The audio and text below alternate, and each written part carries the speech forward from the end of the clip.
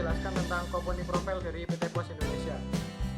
PT Pos Indonesia merupakan sebuah badan usaha milik negara yang bergerak di bidang pelayanan pos. Mempunyai jaringan yang sangat luas hingga 4.800 kantor pos online. Jumlah titik layanan atau point of sales mencapai 58.700 titik dalam bentuk kantor pos, agen pos, mobile postal service, dan lain-lain. Pos Indonesia memiliki jaringan yang dedikatif, sistem distribusi yang andal, track and trace, pelayanan yang prima, kecepatan, ketepatan, serta harga yang kompetitif dengan kompetitornya. Kantor pos merupakan tempat strategis untuk transaksi, penjualan, dan atau barang dan jasa. Inovasi terus dilakukan oleh Kantor Pos Indonesia, antara lain pembangunan pos shop yang merupakan pengembangan bisnis retail yang diimplementasikan kantor pos modern dengan pola layanan one-stop shopping, yaitu portal service atau jasa retail berupa penjualan postal item, materai, perangko, produk filateli, dan lain-lain. Layanan online shopping kantor pos sangat membantu untuk kebutuhan masyarakat Indonesia, khususnya di masa pandemi seperti ini. Halo, kami dari kelompok 7 pada mata kuliah Praktikum Pelayanan Jasa. Perkenalkan, nama saya Vindi Agustina Nugraini, dan di sini saya akan menjelaskan beberapa tentang produk pelayanan jasa pada PT Pos Indonesia. Produk yang pertama adalah filateli dan konsinyasi atau biasa disebut dengan perangko dan materai, yaitu seperti sampul surat, kartu pos, materai, dan juga perangko.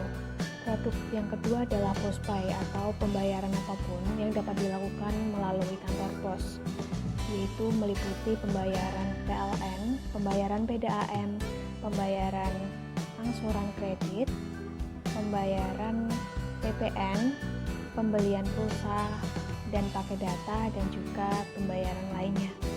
Yang ketiga adalah wesel pos, yaitu tentang memberikan pelayanan terhadap penerimaan dan pengiriman uang dengan memberikan solusi kecepatan, ketepatan, dan keamanan pada pengiriman domestik maupun luar negeri.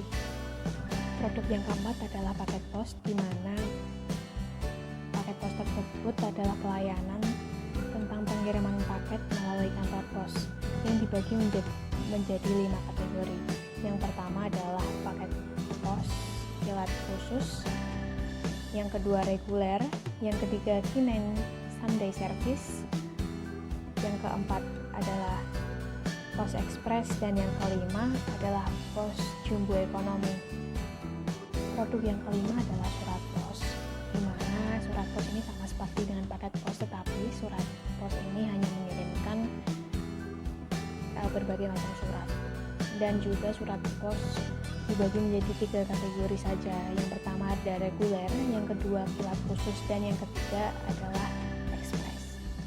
Produk yang keenam adalah freight forwarding, yaitu solusi layanan pengiriman barang atau kargo, dan baik digunakan untuk ekspor impor dengan melalui transportasi udara atau laut, baik secara langsung maupun konsolidasi.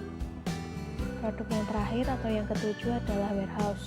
Warehouse adalah pelayanan penyimpanan barang yang dilakukan untuk barang produksi maupun hasil produksi dalam jumlah dan rentang waktu tertentu yang kemudian akan didistribusikan sesuai dengan tujuan oleh customer. Saya Retno Rismadana. Penjelasan layanan pengiriman offline service domestik Pos Express. Pos Express merupakan layanan premium milik Pos Indonesia untuk pengiriman cepat dan aman dengan jangkauan ke seluruh kota provinsi di Indonesia. Layanan ini dapat menjadi pilihan tepat dan terpercaya untuk pengiriman paket, dokumen, surat, serta barang dagangan online. Layanan standar. Layanan standar adalah layanan pengiriman dokumen dan barang domestik standar milik Pos Indonesia dengan jaringan terluas ke seluruh wilayah di Indonesia. Pos kilat khusus merupakan layanan milik Pos Indonesia untuk pengiriman aman dan cepat dengan jangkauan luas ke seluruh wilayah Indonesia. Layanan ini dapat menjadi pilihan tepat dan terpercaya untuk mengirimkan paket, dokumen, surat, serta barang dagangan online. Kyunen Someday Service. Kyunen Someday Service merupakan layanan terbaik milik Pos Indonesia yang mampu mendukung kelancaran usaha pebisnis online dan pelaku UKM. Kyunen Someday Service melakukan layanan pengiriman dagangan online, paket, dokumen, dan surat yang cepat dan aman ke dalam kota, khusus Pulau Jawa, dan ibu kota provinsi untuk kota-kota di luar Pulau Jawa, dengan batas waktu sampai maksimal 9 jam dan batas akhir pengiriman sampai pukul 4 waktu setempat. Pos Jumbo Ekonomi. Pos Jumbo Ekonomi merupakan layanan milik Pos Indonesia dengan tarif tingkat berat pertama dimulai dari 3 kg dan setiap 1 kg berikutnya sampai dengan tingkat berat 30 kg. Sekian penjelasan layanan pengiriman offline service. Halo, kami dari kelompok 7, saya Melania Bunga Andani. Saya akan menjelaskan layanan online yang ada di Pos Indonesia. Yang pertama adalah Qposin Aja.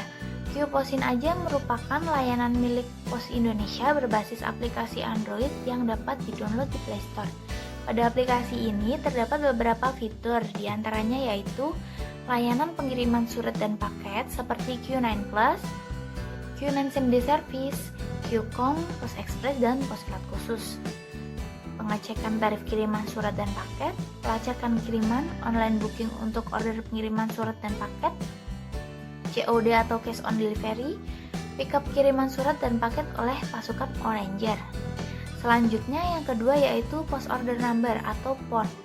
PON merupakan aplikasi untuk pelanggan Pos Indonesia yang ingin melakukan pemesanan transaksi pengiriman surat atau paket sebelum mengirimkannya ke kantor pos.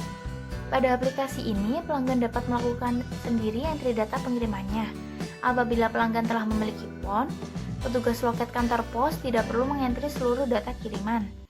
Petugas loket hanya cukup mengentri kode PON-nya dan memeriksa kesesuaian antara data yang dientri oleh pelanggan dengan kirimannya. Dengan demikian, waktu tunggu di loket kantor pos akan lebih efisien.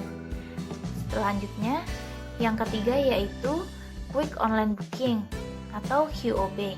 QOB merupakan aplikasi bagi pelanggan Pos Indonesia yang ingin melakukan pemesanan pengiriman surat atau paket sebelum mengirimkannya ke kantor pos. Pada aplikasi ini, pelanggan dapat melakukan sendiri entry data kirimannya. Apabila pelanggan telah memiliki user QOB, cukup ditunjukkan kepada petugas loket di kantor pos. Pelanggan hanya menunggu sebentar, sementara petugas loket kantor pos mengentri kode QOB-nya dan memeriksa kesesuaian data yang dientri oleh pelanggan dengan kirimannya. Dengan demikian, waktu tunggu di loket kantor pos akan menjadi lebih efisien. Perkenalkan, nama saya Nandira Fitri Ekson. Saya dari kelompok 7.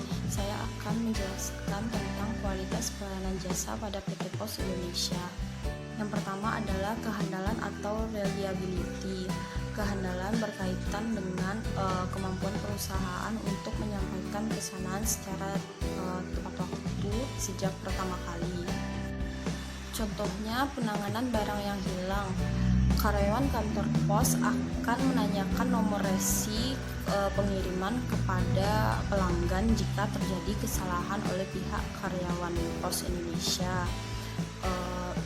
Maka dari itu, karyawan kantor Pos Indonesia bertanggung jawab atas hilangnya barang yang diakibatkan oleh kelalaian dari karyawan tersebut. Yang kedua adalah daya tanggap atau responsiveness. Daya tanggap berkenaan dengan kemampuan penyedia layanan untuk membantu para pelanggan dan merespon permintaan mereka. Daya tanggap bukan hanya menyangkut dari cepatnya suatu pelayanan yang diberikan, tetapi juga kemauan dari penyedia layanan atau karyawan dalam membantu konsumen. Yang ketiga, jaminan atau asuransi. Jaminan berkenaan dengan pengetahuan dan kesopanan karyawan serta kemampuan mereka dalam menumbuhkan rasa percaya dari keyakinan pelanggan. Unsur ini sangat penting karena melibatkan persepsi pelanggan terhadap risiko ketidakpastian yang tinggi terhadap kemampuan perusahaan perusahaan. Perusahaan membangun kepercayaan dan kesetiaan pelanggan melalui karyawan yang terlibat langsung menangani konsumen.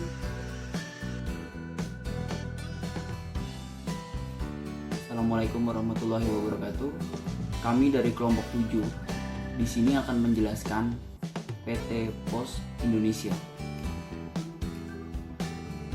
Di sini saya Regi Valentorada NIM 15 akan menjelaskan poin nomor 5, yaitu analisis kualitas pelayanan PT Pos Indonesia. Saya akan mulai langsung dari empati, karena poin-poin sebelumnya sudah dijelaskan. Penjelasan empati. Empati berarti bahwa perusahaan memahami masalah para pelanggannya dan bertindak demi kepentingan pelanggan, serta memberikan perhatian personal kepada para pelanggan dan memiliki jam operasional yang nyaman. Kemampuan pelayanan yang disediakan akan memberikan dampak positif dari penilaian konsumen. Satu hal yang perlu diperhatikan adalah mengerti keinginan pelanggan. Hal ini tidak boleh diremehkan atau diacuhkan, karena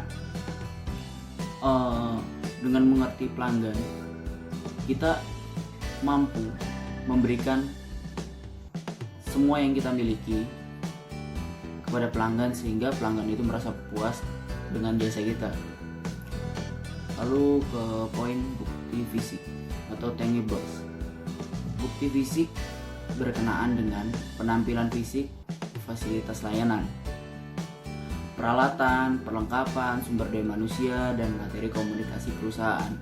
Sebuah perusahaan yang mempunyai fasilitas yang lengkap serta gedung yang memadai akan mempengaruhi evaluasi pelanggan terhadap kualitas pelayanan yang diberikan perusahaan tersebut.